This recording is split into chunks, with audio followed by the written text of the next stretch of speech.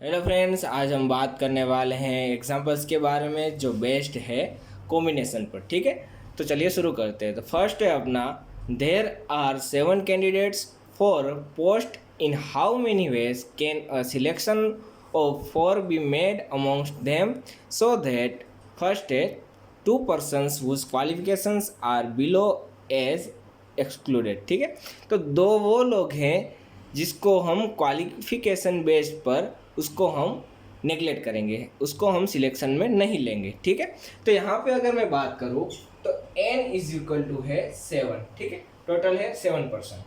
फिर यहाँ पे अगर मैं बात करूँ तो हमें सिलेक्ट करने हैं 4%, तो r है हमारा 4।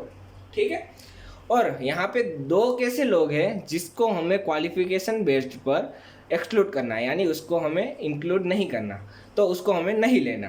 तो यहाँ पे हम बोल सकते हैं तो Q इज इक्वल टू यहाँ पे है 2। ठीक है, तो इन दोनों पर्सन्स को हमें लेना ही नहीं है, इसलिए यहाँ पे जो इक्वेशन है वो कैसे आएगा, तो टोटल हमारे पास 7 है, उसमें से हम 2 निकाल देंगे क्योंकि दोनों को हमें बैठना ही नहीं देना, लेना ही नहीं है। ठीक है, तो यहाँ पे आएगा n minus Q C R, जो इक्वेशन हमने पहले देखा था। तो यहाँ पे आएगा 7 माइनस 2 यानी 5, सी आर यानी यहाँ पे आएगा 4। इसको अगर आप सोल्व करेंगे तो आपको यहाँ पे मिलेगा 5 माइनस 4 फैक्टोरियल इंटू 4 फैक्टोरियल। यहाँ पे मिलेगा 5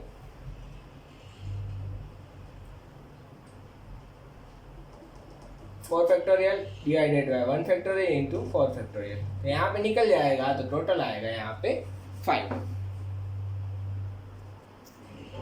तो हमारा यहाँ पे सेकंड है 2 persons with good qualifications are included। तो दो लोग वो है जिसको हमें लेना ही लेना है उसकी क्वालिफिकेशन। ठीक है, तो यहाँ पे टोटल n है, यहाँ पे 7 है, r है हम 4 है। ठीक है, r 4 लेने हैं हमें, और यहाँ पे जो p है वो यहाँ पे मिलेगा 2। ठीक है, तो अगर इस इक्वेशन की बात करें तो दो लोग वो है जिसको हमें लेना ही है, तो साथ में से हम दो लोगों को ले ही रहे हैं। ठीक है, तो यहाँ पे आएगा n minus P is equal to 5। ठीक है, फिर r में से भी हम 2 माइनस करेंगे, क्यों? क्योंकि हमें 4 का सिलेक्शन करना है, उसमें से हम 2 तो पहले से ले रहे हैं। तो यहाँ पे जो आएगा r minus P is equal to आएगा 2।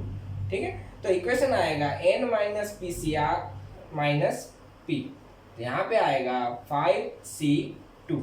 इधर इसको आप सोल्व करोगे तो 5 factorial divided by 3 factorial into 2 factorial. यहाँ पे आपको मिलेगा 5 cross 4 cross 3 factorial divided by 3 factorial multiply by 2 factorial. तो 3 कैंसिल हो जाएंगे, 2 यहाँ पे आ जाएगा और यहाँ पे बचेंगे 10। ठीक है, तो ये भी एग्जाम्पल सिंपल है। तो अपना नेक्स्ट एग्जाम्पल है, इन how many ways can a committee of 3 ladies and 4 gentleman can be appointed from a meeting consisting of 8 ladies and 7 gentleman. ठीक है, what will be the number of ways if Mrs. X refuse to serve in a committee having Mr. Y as a member। ठीक है, तो सबसे पहला हमारा जो part है उसमें हमें सिलेक्ट करना है 3 लेडीज़ और 4 जेंटलमैन्स को फ्रॉम 8 लेडीज़ एंड 7 जेंटलमैन। ठीक है, तो फर्स्ट पार्ट की अगर हम बात करें तो हमें सिलेक्ट करना है 3 लेडीज़ को, कितने लेडीज़ में से? 8 लेडीज़ में से, तो 8C3। ठीक है, उसी में है इसलिए हम मल्टीप्लाई करेंगे 4 जेंटलमैन्स को फ्रॉम 7 जेंटलमैन्स, 7C4। तो अगर आप इसको सॉल्व करेंगे तो आपको यहाँ पे मिलेगा 56 क्रॉस 35। तो अगर आप इसको सोल्व करेंगे तो आपको यहाँ पे मिलेगा 1960। ठीक है, तो आप इतने तरीके से आप कमिटी को सिलेक्ट कर सकते हैं। फिर हम दूसरे पार्ट में जाएं तो उसमें है कि एक ऐसी committee Mrs X and Mrs Y है जो उस कमेटी में नहीं है, तो कितने तरीके से हम उसको सिलेक्ट कर सकते हैं। ठीक है, तो अगर हम यहाँ पे बात करें तो सबसे पहले तो हम ये करेंगे कि उस कमेटी में है तो हम कितने तरीके से सिलेक्ट कर सकते हैं। तो अगर उस कमिटी में वो है तो हम क्या कर सकते हैं, देखिए उस कमिटी में पहले से है तो हम 7 में से सिलेक्ट करेंगे। तो 7 में से हम कितने सिलेक्ट करेंगे, 2, क्योंकि पहले से मिसिस एक्स उसमें है, तो पहले से ही है इसलिए हम यहाँ पे 7C2 करेंगे। पहले से इंक्लूडेड है, दोनों में से माइनस कर देंगे, मल्टीप्लाई बाय, अगर मिस्टर वाई भी उस कमिटी में है तो हम पहले से ही यहाँ पे रिड्यूस कर देंगे। तो 7 में से 7 में से हम अगर सिलेक्ट कर रहे हैं तो हम सिर्फ 6 में से सिलेक्ट करेंगे। तो 6C 4 सिलेक्ट करें उसकी जगह हम 3 करेंगे, ठीक है। तो अगर हम सोल्व करें इसको तो हमें यहाँ पे मिलेगा 420, ठीक है। यहाँ पे है 420। तो ये हमें क्या मिला कि अगर उसमें x एंड y इंक्लूडेड है, पर हमें यहाँ पे क्या करना है, जिसमें x एंड y इंक्लूडेड नहीं है उसका हमें फाइंड करना है। तो यहाँ पे टोटल हमारे पास थे 1960, ठीक है, 1960 हमारे पास टोटल सिलेक्शन हम कर सकते हैं। उसमें से x एंड y जो आते हैं वो है 420। तो अगर हम इसमें से ये निकाल दें तो हमें ये वो मिलेंगे जिसमें x एंड y इंक्लूडेड नहीं है। तो यहाँ पे जो हमें मिलेगा वो मिलेगा यहाँ पे 1540, ठीक है। तो हमें ये आंसर मिला जिसमें x एंड y इंक्लूडेड नहीं है, ये वो आंसर है जिसमें x एंड y इंक्लूडेड है, ठीक है। तो हम यहाँ पे नेक्स्ट एग्जांपल लेते हैं। इन how many ways can a boy invite one और मोर ऑफ 5 फ्रेंड्स, ठीक है। अगर हम कोई बॉय है वो उसको फ्रेंड को अगर इनवाइट करता है, अगर एक को इनवाइट करता है, 2 को करता है, ऐसे वो 5 फ्रेंड को इनवाइट कर सकता है, तो कितने तरीके से कर सकता है, ठीक है। तो यहाँ पे हमें एक इक्वेशन लिखा था जो था पास्कल्स लॉ, ठीक है। तो यहाँ पे हम वो इस्तेमाल करेंगे। तो सबसे पहले उसके पास है टोटल 5 फ्रेंड्स है, ठीक है। तो अगर वो 5 में से 1 को सिलेक्ट करता है या फिर 5 में से 2 को सिलेक्ट करता है, इनवाइट करता है, सॉरी, अगर वो 5 में से 3 को इनवाइट करता है, अगर वो 5 में से 4 को इनवाइट करता है, अगर वो 5 में से 5 को इनवाइट करता है, ठीक है। तो कितने तरीके से, तो अगर इसको आप सोल्व करेंगे तो आपको आंसर मिलेगा। पर यहाँ पे पास्कल्स लॉ है इसलिए हमें पता है उसका इक्वेशन था 2n-1। तो अगर यहाँ हम इसको सोल्व करेंगे तो 2⁵, क्योंकि n है यहाँ पे 5 टोटल फ्रेंड्स -1, तो यहाँ पे जो हमें आंसर मिलेगा,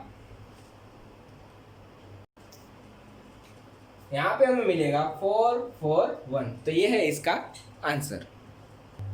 नेक्स्ट एग्जांपल है, in a group of 13 workers contains 5 womens, in how many ways can a sub group of 10 workers be selected so as to include at least 6 men, ठीक है। तो यहाँ पे अगर हम बात करें तो यहाँ पे टोटल 13 वर्कर है, ठीक है। उसमें से जो 5 है वो है वुमेन्स, तो टोटल है यहाँ पे 13 वर्कर्स। तो 13 में से जो अगर 5 वुमन है तो यहाँ पे लिख सकते हैं 5 = वुमन। तो यहाँ पे जो मेन है वो कितने होंगे, तो 8 = मेन, ठीक है। यहाँ हमें ये मिल गया। उसके बाद टोटल हमें 10 वर्कर्स को सिलेक्ट करना है एक सब ग्रुप में, ठीक है। उसमें से एटलीस्ट 6 मेन होने चाहिए, ठीक है। तो अगर हम यहाँ पे ऐसा करें कि 6 मेन हो, यहाँ पे अगर हम मेन की बात करें तो यहाँ पे हम वुमन लें, तो अगर 6 मेन होंगे तो हम कितने वुमेन्स ले सकते हैं, 4 ले सकते हैं। तो टोटल 10 हो जाएंगे, ठीक है, 10 लेने इसलिए। अगर हम यहाँ पे एटलीस्ट 6 है तो 6 से ज़्यादा हम ले सकते हैं। तो अगर हम 7 लें यहाँ पे तो हम यहाँ पे वुमन ले सकते हैं 3। अगर हम यहाँ पे 8 ले तो यहाँ पे हम ले सकते हैं 2, ठीक है। तो अगर हम इसका जो आपको ये मिला उसका अगर हम इक्वेशन बना के उसको उसमें वैल्यू पुट करें तो हमें यहाँ पे मिलेगा, हमारे पास टोटल है 8 मेन में से अगर हम 6 को लेते हैं, मल्टीप्लाई है क्योंकि दोनों साथ में है, अगर इसको हम 6 लेंगे तो दूसरे को 4 लेना पड़ेगा।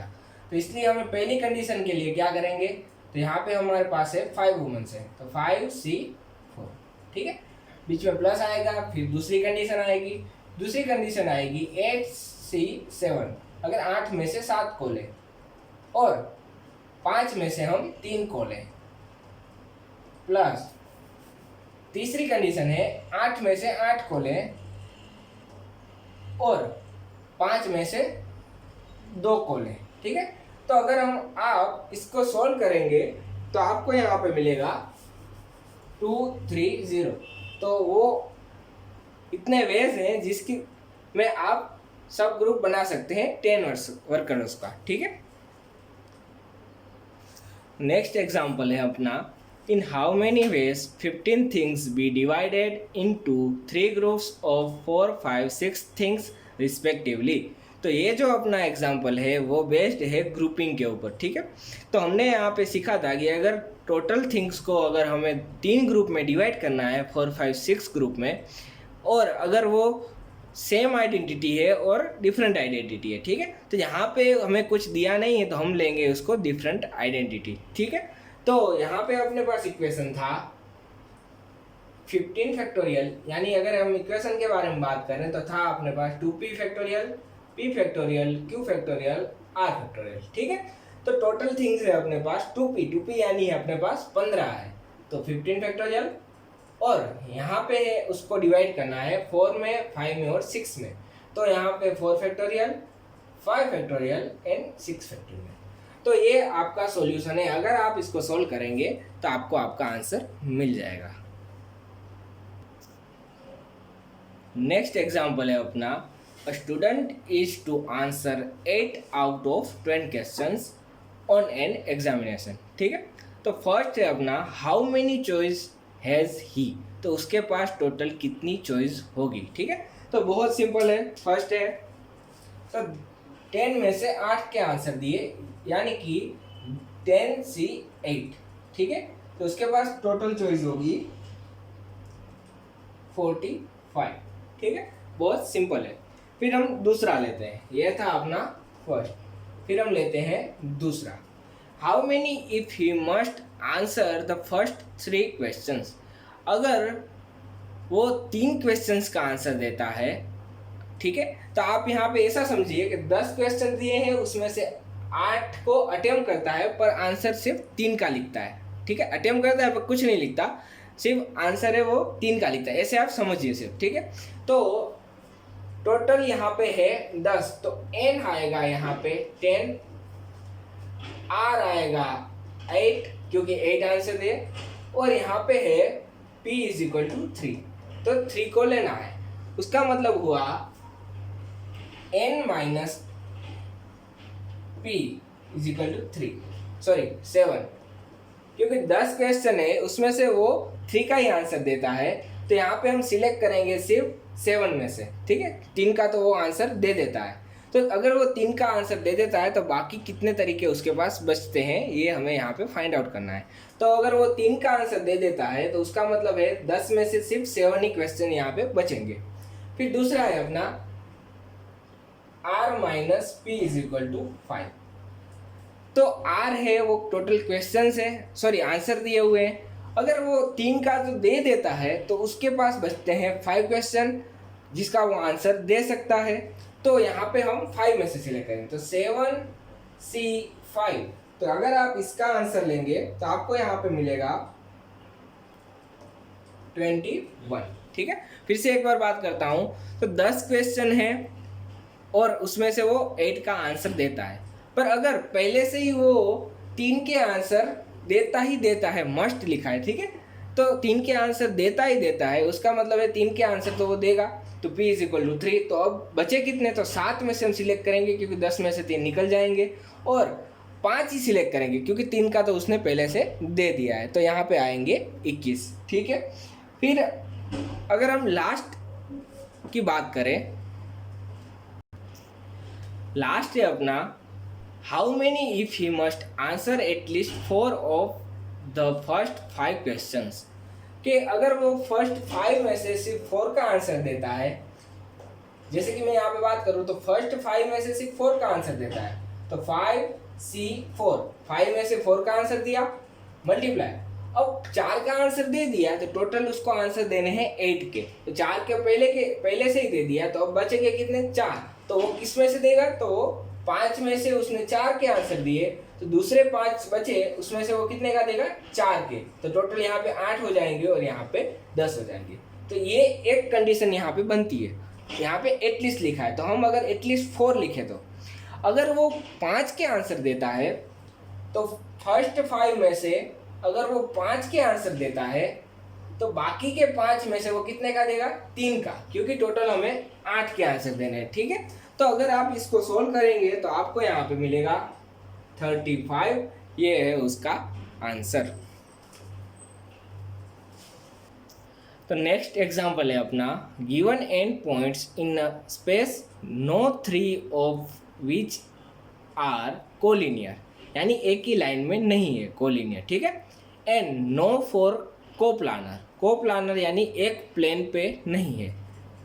For what value of no will the number of F straight lines be equal to the number of triangles obtained by connecting this points. ठीक है, तो यहाँ पे एक गलती है, यहाँ पे नो नहीं आएगा। ठीक है, तो यहाँ पे for what value of will be the number of F straight line be equal to the number of triangles obtained by connecting this points. ठीक है, तो यहाँ पे इक्वल दिया है कि जो लाइंस बनती है टोटल पॉइंट से और जो ट्राइंगल्स बनते हैं वो सेम है। ठीक है, तो यहाँ पे टोटल नंबर्स ऑफ पॉइंट कितने हैं, तो पॉइंट्स कैसे होंगे, तो एक लाइन में नहीं हो सकते। क्यों, क्योंकि यहाँ पे बोला है नो कोलिनियर। ठीक है, एक लाइन में नहीं होंगे, एक प्लेन पे नहीं होंगे। ठीक है, जैसे कि ये पूरा प्लेन है तो एक प्लेन पे नहीं होंगे, ऐसे वो अलग अलग प्लेन पे होंगे। तो यहाँ पे अगर हम इक्वेशन यहाँ पे पहले सबसे पहले तो लाइन के बारे में बात करते हैं। तो लाइन कब बनेगी, जब टोटल पॉइंट्स में से हम 2 पॉइंट निकाल लें। तो लाइन के लिए हमें चाहिए 2 पॉइंट। अगर हमारे पास 2 पॉइंट है तो लाइन बनेगी। तो हम n में से 2 को सिलेक्ट करेंगे, n में से 2 को सिलेक्ट करेंगे तो लाइन बन जाएगी। तो टोटल यहाँ पे आएगा n-1 डिवाइडेड बाय 2। फिर ट्राइंगल, अब ट्राइंगल के लिए कितने पॉइंट चाहिए, तो ट्राइंगल के लिए 3 पॉइंट चाहिए। अगर 3 पॉइंट होंगे तो ट्राइंगल बनेगा। तो यहाँ पे आएगा nc3, यानी कि n-2 और यहाँ पे आएगा और नीचे आएगा 6। ठीक है, तो यहाँ पे हमें मिल गए टोटल, ये मिले हैं टोटल लाइंस एंड ये मिले हैं टोटल ट्राइंगल्स। तो दोनों यहाँ पे इक्वल है। तो यहाँ पे हम क्या करते हैं, दोनों को इक्वलाइज कर देते हैं।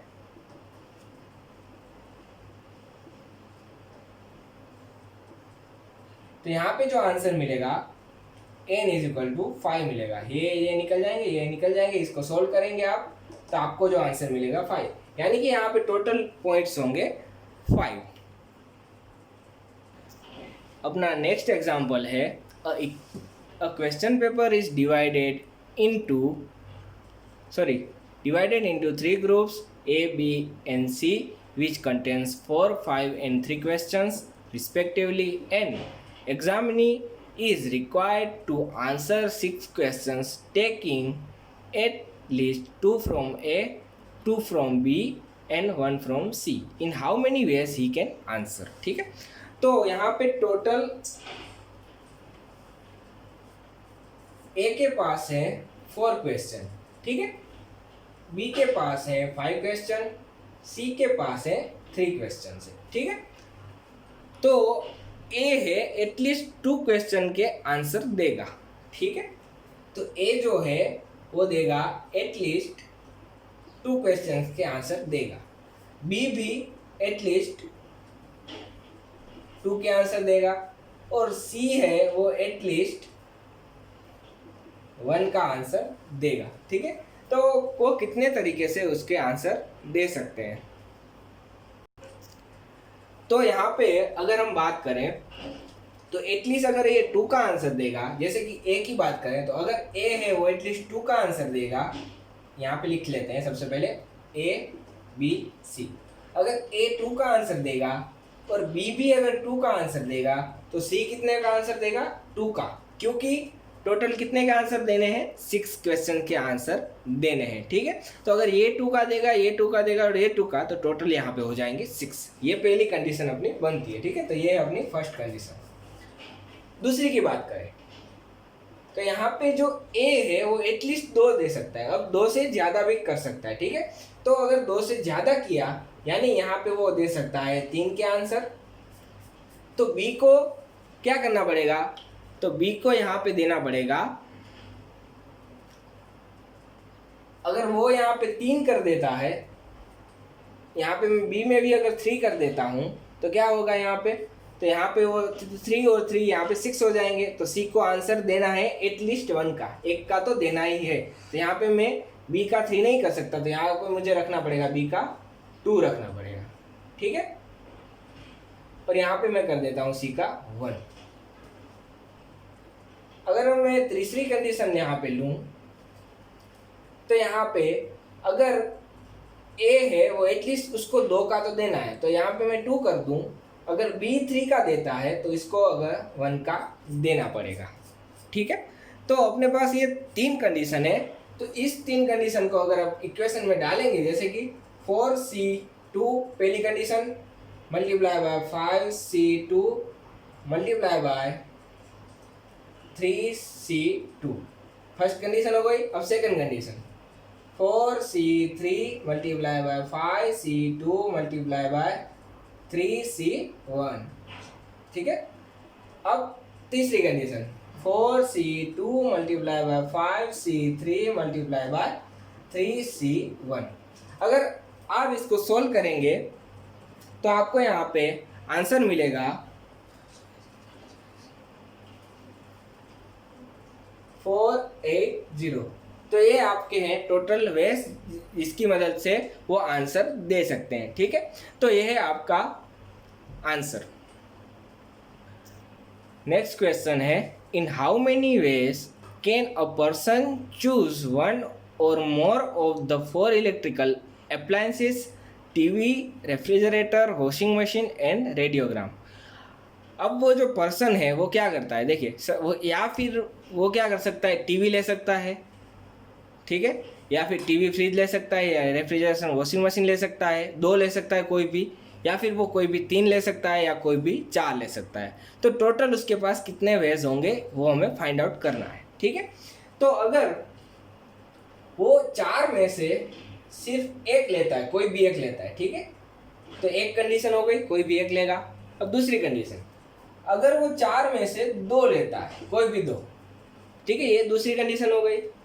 अगर वो 4 में से 3 लेता है तो वो तीसरी कंडीशन हो गई, और अगर वो चारों में से 4 लेता है तो वो चौथी कंडीशन हो गई। तो यहाँ पे ये है पास्कल्स लॉ का इक्वेशन है, वो हमें पता है 2n-1 यानी 2/4। टोटल कितने हैं हमारे पास, 4 है, -1। तो यहाँ पे है 216 आएंगे, -1 यहाँ पे आएंगे 15, ठीक। तो ये है आपका यहाँ पे आंसर। तो यहाँ पे अपना नेक्स्ट एग्जांपल है, if 18CR is equal to 18CR+2 then find the value of RC5, ठीक है। तो हमें ये कंडीशन दी है, उसके ऊपर से हमें RC5 की वैल्यू फाइंड आउट करनी है। तो सबसे पहले ये कंडीशन को हम सॉल्व करते हैं। तो इसका हम इक्वेशन लिखते हैं 18 factorial divided by 18 minus R factorial into R factorial, ठीक है। इसको हम इक्वेशन में लिखते हैं, तो 18 factorial divided by 18 minus R, यहाँ पे हम थोड़ा अलग तरीके से लिखते हैं, 18 माइनस R+2 फैक्टोरियल, और यहाँ पे आएगा R+2 फैक्टोरियल, ठीक है। तो इसको अगर हम यहाँ पे इक्वेशन सोल्व करें, या फिर अगर हम दोनों साइड को सोल्व करें, तो यहाँ पे ये 18 निकल जाएंगे, यहाँ पे बचेगा 1/18 माइनस R फैक्टोरियल, और यहाँ पे आएगा R फैक्टोरियल, यहाँ पे आएगा 16 माइनस R फैक्टोरियल। इसको आपने सोल्व किया, यहाँ पे आएगा R+2 फैक्टोरियल। इसको हम क्रॉस मल्टीप्लिकेशन कर देते हैं, तो यहाँ पे आएगा 16 minus R factorial R+2 factorial, यहाँ पे आएगा 18 माइनस आर फैक्टोरियल और यहाँ पे आएगा आर फैक्टोरियल। ठीक है, अब आपको पता है कि अगर आप फैक्टोरियल को सोल्व करते हैं तो आपको क्या मिलेगा। तो ये देखिए, सबसे पहले तो हम इसको ऐसे ही रखते हैं, ठीक, और यहाँ पे हम सोल्व करते हैं। तो अगर इसको आप फैक्टोरियल में आगे बढ़ाना चाहते हैं तो एक आपको माइनस करते जाना है। ठीक है, तो यहाँ पे r प्लस 2 है, उसमें से एक माइनस करिए, r प्लस 1 आएगा। ठीक है, उसमें से और एक माइनस करिए तो यहाँ पे आएगा r। अब वहाँ तक ही रखना है इसलिए r तक रखते हैं, उसके बाद हम फैक्टोरियल पुट कर देते हैं। ठीक है, फिर यहाँ भी ऐसा करते हैं। अब 18 माइनस r है, उसमें से एक माइनस कीजिए, 17 माइनस आर आएगा, उसमें से और एक माइनस कीजिए, 16 माइनस आर आएगा। अब यहाँ तक आ गई है देखिए, तो बस यहाँ तक रख के उसमें फैक्टोरियल डाल दीजिए। तो किसी भी फैक्टोरियल को आगे बढ़ाना है तो उसमें से माइनस एक करते जाना है। फिर यहाँ पे हम आर को ऐसे ही रखेंगे, तो यहाँ पे आर फैक्टोरियल, यहाँ पे आर फैक्टोरियल, यहाँ पे 16 minus R factorial, 16 minus R factorial. ठीक है, तो यहाँ पे दो चीज़ें बचती है, r प्लस 2 r प्लस 1, यहाँ पे है 18 माइनस आर और 17 माइनस आर। ठीक है, तो यहाँ पे आप देखिए, ये है उसका ऑर्डर, ये है उसका ऑर्डर। अब आपको यहाँ पे ऑर्डर चेंज नहीं करना, ये r+1 को आप लोग के आगे नहीं लिखना, इसको आपको पीछे नहीं लिखना। अगर ऑर्डर चेंज होगा तो आपको ये यहाँ पे दिक्कत होगी। तो यहाँ पे ऑर्डर आपने सेम रखा है। यहाँ पे दो बचे हैं ब्रैकेट, यहाँ पे भी दो ब्रैकेट बचे हैं। तो जो पहला ब्रैकेट है वो रिलेट करेगा यहाँ पे पहला ब्रैकेट के साथ, और जो दूसरा है वो रिलेट करेगा दूसरे ब्रैकेट के साथ। ठीक है, तो अगर आप दोनों को सोल्व करेंगे, जैसे कि r प्लस 2 इक्वल होंगे r18 माइनस आर के। ठीक है, अगर आपने इसको सोल्व किया तो यहाँ पे आपको मिलेंगे 2r is equal to 16, r is equal to 8। ठीक है, अगर आप दूसरे को सोल्व करते हैं, जैसे कि r plus 1 is equal to 17 minus R को, तो यहाँ पे आपको मिलेंगे 2r is equal to 16, r is equal to 8। ठीक है, तो दोनों में आपको आंसर सेम मिलेगा। तो आपको यहाँ पे r मिल गया। अब आपको चाहिए RC5 यानी RC5 यानी कि 8C5 की वैल्यू। अगर आप इसको सोल्व करेंगे आपको यहाँ पे मिलेगा 56, जो होए आपका आंसर। यहाँ पे अपना नेक्स्ट एग्जांपल है, if NPR is equal to 336 and NCR is equal to 56, find N and R। ठीक है, तो बहुत सिंपल सा है, हमने दोनों का रिलेशन फाइंड आउट किया था। रिलेशन था NPR is equal to R factorial NCR। ठीक है, तो बस वैल्यू पुट आउट कर दीजिए, 336 इज इक्वल टू आएगा 56 इंटू R फैक्टोरियल। तो यहाँ पे आएगा r factorial is equal to 6। अब यहाँ पे आपको फैक्टोरियल में पूछा है तो यहाँ पे भी आपको फैक्टोरियल में कन्वर्ट करना पड़ेगा। तो आपको पता है एक फैक्टोरियल होता है एक, दो फैक्टोरियल होता है दो, तीन फैक्टोरियल होता है 6। तो 6 की जगह आप लिख सकते हैं 3 फैक्टोरियल। तो r factorial is equal to 3 factorial. दोनों साइड से अगर आप फैक्टोरियल निकाल दें तो r इज इक्वल टू यहाँ पे आपको मिलेगा 3। अगर आप r की वैल्यू को दोनों में से एक में पुट कर दे तो यहाँ पे आपको r की वैल्यू पुट कर दो, तो n इसमें डालिए। ठीक है, NPR r की जगह डालना है 3, तो यहाँ पे 3 इज इक्वल टू आपका यहाँ पे मिलेगा 336। इसको आपको सोल्व करना है, n factorial n minus 3 factorial is equal to 336। इसको आप सोल्व कीजिए, n माइनस 1 n माइनस 2, यहाँ पे आएगा, सॉरी नीचे कुछ नहीं आएगा, यहाँ पे बचेगा 336। ठीक है, आप इसमें भी वैल्यू पुट कर सकते हैं या फिर इसमें भी, जैसे कि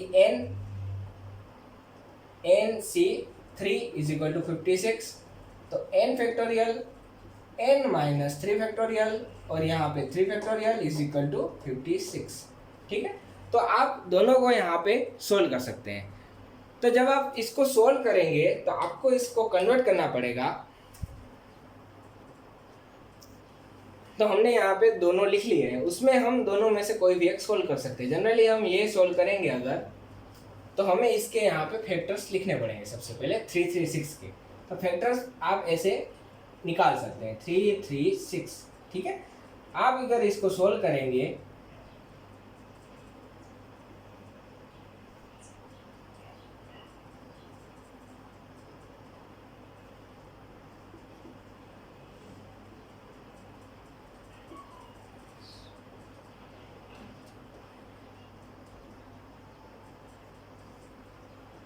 ठीक है।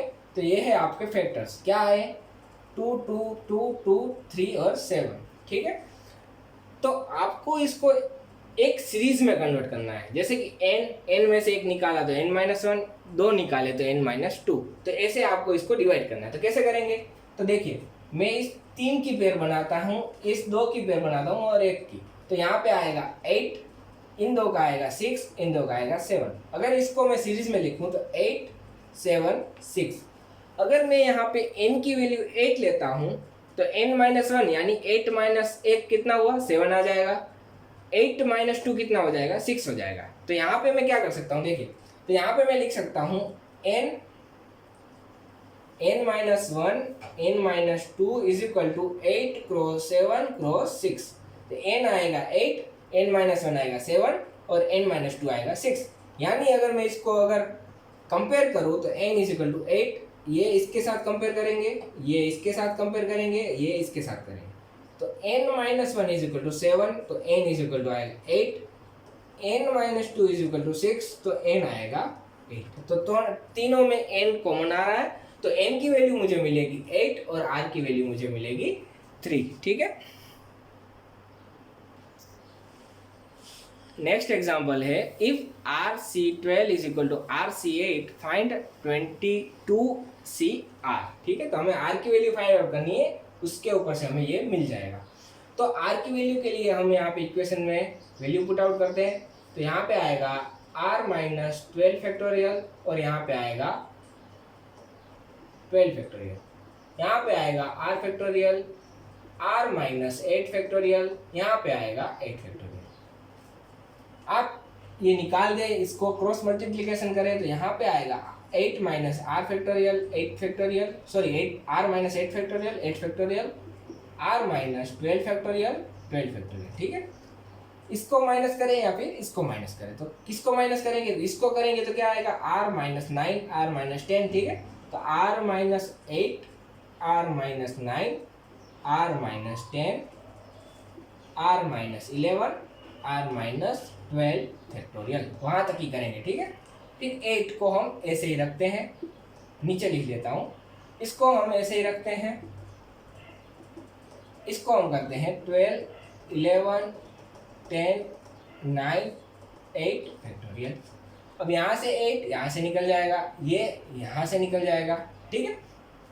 इसको हम रखते हैं 8 r-8 r-9 r-10 r-11, यहाँ पे हम लिखते हैं 12 11 10 और 9, ठीक। अगर मैं सॉल्व करना चाहता हूँ तो पहला है जो सबसे फर्स्ट है वो मैं पहले के साथ कंपेयर करूँगा, दूसरा है मैं दूसरे के साथ, तीसरा है मैं तीसरे के साथ और चौथा है मैं चौथे के साथ।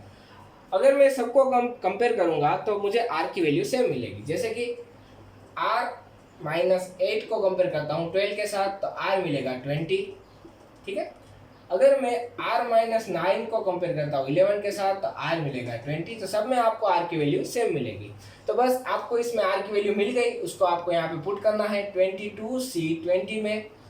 अगर आप इसको सॉल्व करोगे तो आपको यहाँ पे वैल्यू मिलेगी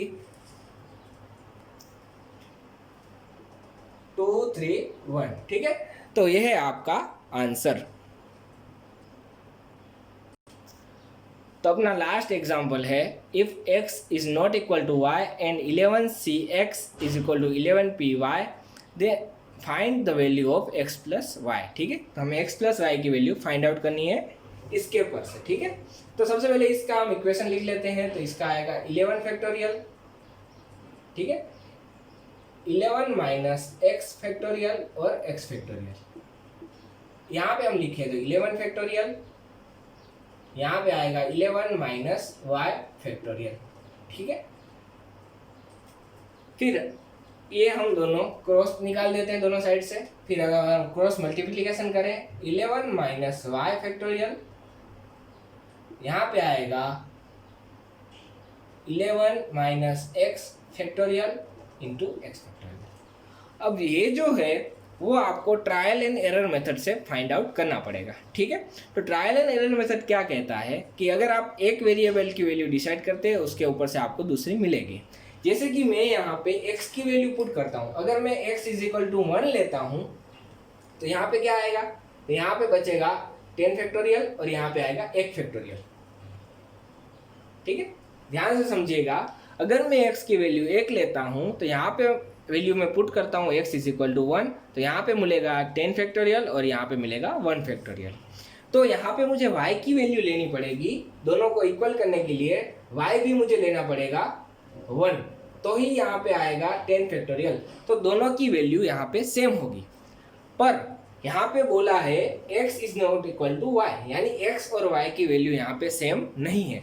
तो मैं यहाँ पे x इज इक्वल टू 1 नहीं ले सकता, क्योंकि यहाँ पे y इज इक्वल टू 1 आ रहा है और यहाँ पे कंडीशन है x is not equal to y, तो दोनों की वैल्यू सेम नहीं है। ठीक है, तो मैं x इज इक्वल टू 1 नहीं ले सकता।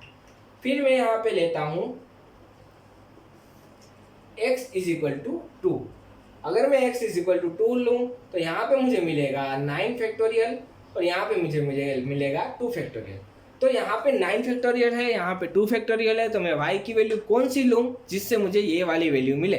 तो y की ऐसी कोई वैल्यू नहीं जिससे मुझे ये वाली वैल्यू मिले, इसलिए वहाँ पे y की वैल्यू मैं फाइंड आउट नहीं कर सकता। तो ऐसे आपको x की सभी वैल्यू डाल के देखनी है। तो जब आप x इज इक्वल टू 10 लेंगे, s इज इक्वल टू 10 लेंगे, तो यहाँ पे क्या आएगा, देखिए यहाँ पे आएगा 1 फैक्टोरियल और आएगा यहाँ पे 10 फैक्टोरियल। ठीक है, यहाँ पे आएगा 1 फैक्टोरियल, यहाँ पे आएगा 10 फैक्टोरियल। तो यहाँ पे मैं y इज इक्वल टू लूँगा 1, तो मुझे यहाँ पे मिलेगा 10 फैक्टोरियल।